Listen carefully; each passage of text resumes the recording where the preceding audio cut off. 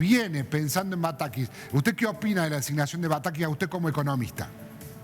Primero creo que es un buen cambio. Esto implica que ya la política económica no es la del programa del fondo, como se sostuvo hasta ahora antes de la intempestiva renuncia del ministro de Economía. Silvina Batakis es una economista muy sólida, muy productivista. Los economistas nos dividimos entre los que nos preocupamos por la corriente real de la economía, por donde va el trabajo, por donde van los bienes, los servicios, y la ortodoxia se ocupa siempre de la cuestión monetario-fiscalista, que es cumplir con estas metas que establece el Fondo Monetario y que es la política económica de Argentina, dicho por el ministro, por el secretario de Políticas Tributarias, por todo entonces esto implica realmente un cambio que se corre hacia lo que también se conoce como la heterodoxia. Yo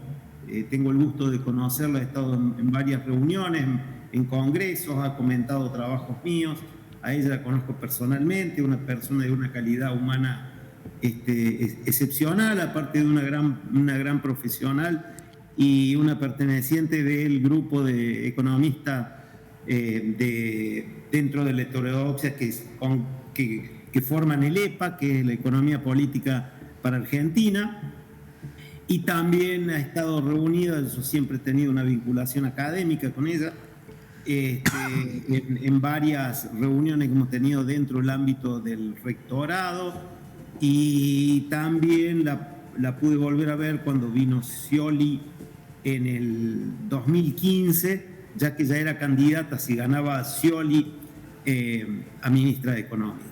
Y doctor, ¿qué podemos esperar de Batakis como ministra de Economía?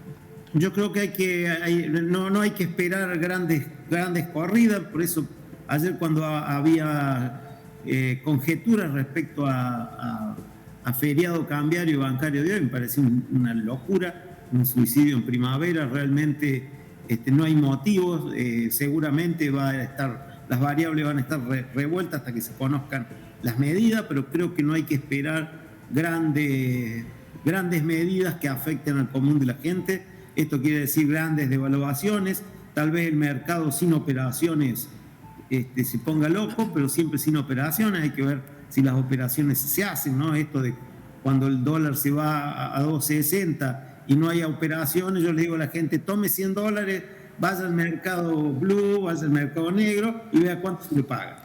Rinaldi. Uno se da cuenta que las brechas son de 40 y no hay operaciones. Sí, buenos días. Ernestina Marci te saluda. Quisiera consultarte cómo nos posiciona todo esto frente al mundo, porque cada vez que hay un cambio en el gabinete, cada vez que hay un cambio en el gobierno, se hace una devaluación importante del peso y los mercados empiezan a perder confianza. ¿Cómo nos posiciona esto frente al mundo, también en un contexto en el que hay que seguir renegociando la deuda con el FMI? Mira, justamente el mundo está cerrado ante nosotros, desde Macri, desde el reperfilamiento de la CUNSA a esta parte.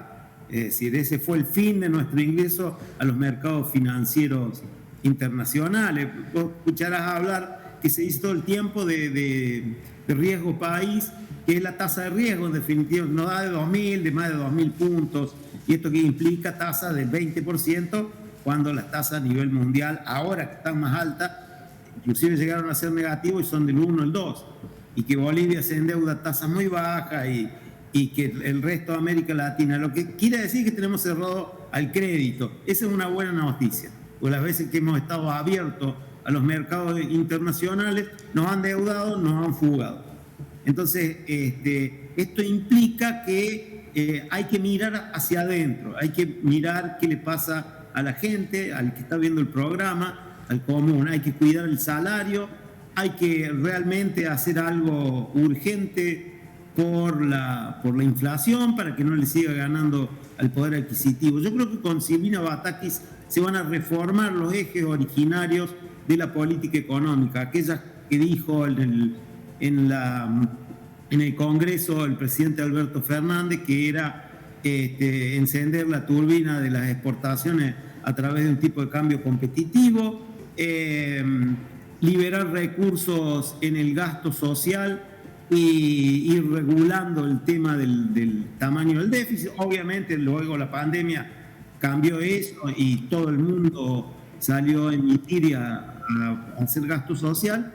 Y por último, recuperar el poder adquisitivo del salario para que se prenda el motor de la inversión y de esta manera, el motor del consumo, y de esta manera encienda la tercera turbina que es la inversión. Ahora, doctor, al Sí. ser un año electoral, porque estamos abriendo un año electoral en la Argentina, ¿no?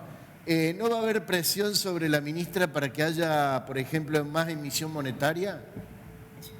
Es probable, digamos, todo el mundo lo está haciendo. O sea, no crean que los países desarrollados usan políticas monetarias restrictivas. No lo hace ni la Comunidad Económica Europea, no lo hace Estados Unidos.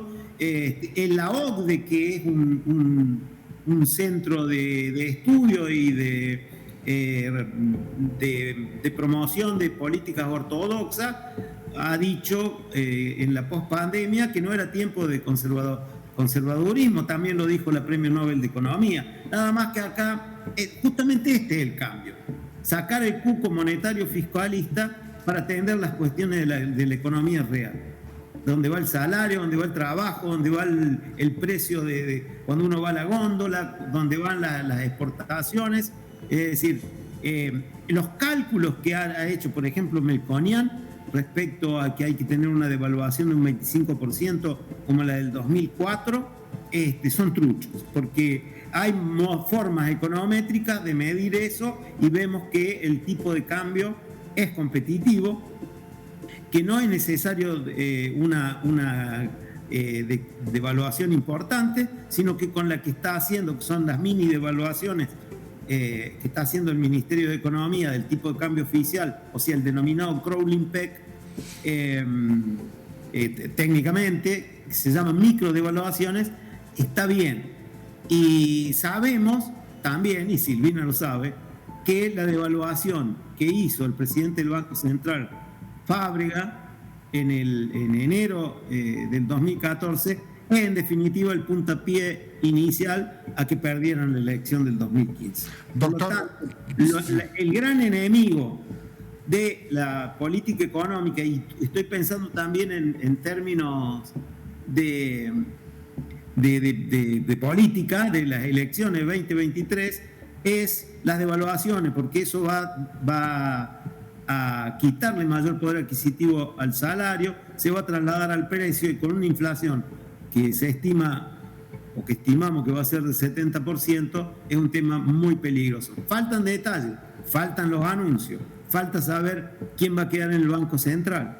Es decir, yo creo que Pese se ganó el puesto habiendo superado 3 corridas.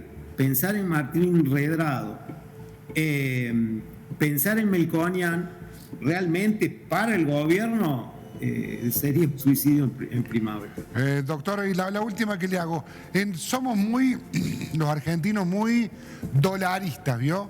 Que siempre cuando hay cambios en economía habla, y el dólar se va a disparar, y el dólar se va a ir a 2.80 y a 2.90.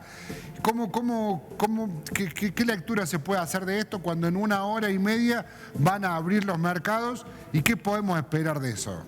No hay que esperar mucho de las cotizaciones que pueda haber hoy, porque vuelvo a repetir, no va a haber operaciones. Nadie va a salir hoy a comprar o a vender dólares. De eso, es decir, si uno tuviera, salvo alguna necesidad, estoy hablando de lo doméstico, ¿no? Después Sí. Hay rulos financieros en las grandes empresas, que eso es otra cosa, es otro idioma. Nadie va a salir, postergará algún pago, bicicletará un poco esos aspectos, pero nadie va a quemar dólares ahora, ni tampoco nadie va a salir desesperado a salir de los pesos y irse al dólar. ¿Por qué? Porque no va a haber operaciones. Probablemente los tipos de cambio que indicaban ya ayer el dólar en este cable, o los mercados que siguen operando en fin de semana, indicaban valores de 2.60, 2.80, pero eso no es representativo de nada. los agentes económicos evaluarán las medidas, evaluarán los anuncios de la nueva ministra.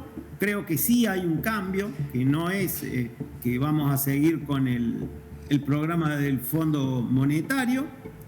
Creo que esta fue la gran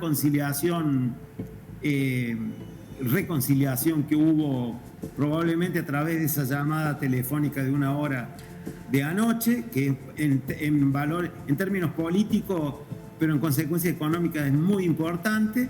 Entonces creo que sí hay un cambio, ¿no? Más allá de que desde lo simbólico a la mayoría de los analistas no le haya gustado el portazo de Guzmán, pero bueno, será su estilo, las redes, la conducta millennial o la disrupción millennial o esas cosas, pero yo creo que ahora nos vamos a estar fijando más en la corriente real y vamos a dejar de presumir con el sobrecumplimiento de las metas fiscales y monetarias. Doctor, muchísimas gracias, como siempre. Gracias. ¿Quedó alguna? No.